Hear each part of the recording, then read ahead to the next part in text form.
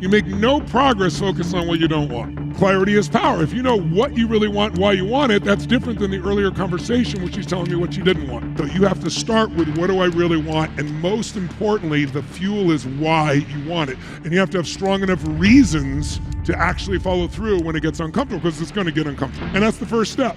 If you said I want something and you can't tell me what you want, that's where we need to start. The second one is you got to find and face the truth, because the truth will set you free. You got to be clear and honest about where you really are compared to where you want to be. How many of you have some areas of your life where you are not where you want to be? How many some areas where you're actually doing great? You're proud of where you are in that area of your life. The only way you improve once you know what you want and why you want it is to tell yourself the truth about why you're there. In other words, describe the gap with clarity.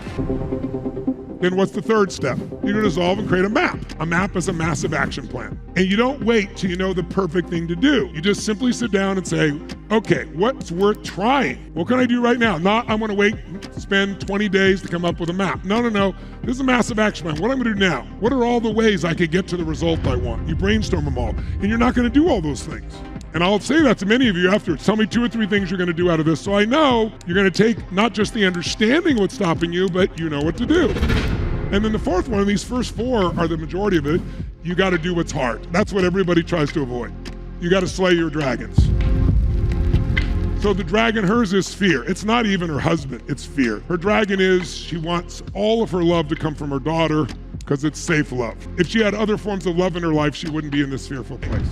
And when you slay the dragon, you will transform. And the dragon is almost always an emotion or a limiting belief. Now all you do, you go to step 5, you want to keep the momentum, you need a daily practice so that now there's something you do every day that keeps you moving forward. Some kind of daily practice that'll guarantee progress. Progress will lead to what you want.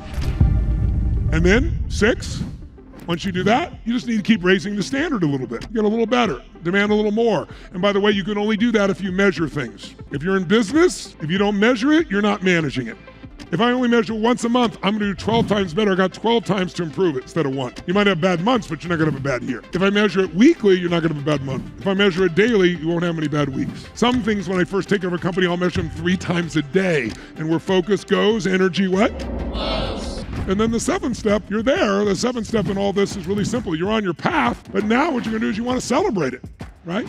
Life's a gift, so you want to celebrate and you want to appreciate where you are. Because otherwise you're always trying to do something. It's good to stop and celebrate because the brain goes, it was worth it. And if it's worth it and I'm celebrated and I build on success, guess what the end of the step is? You're going to pick what's the next level. You'll start this again. What do I want now?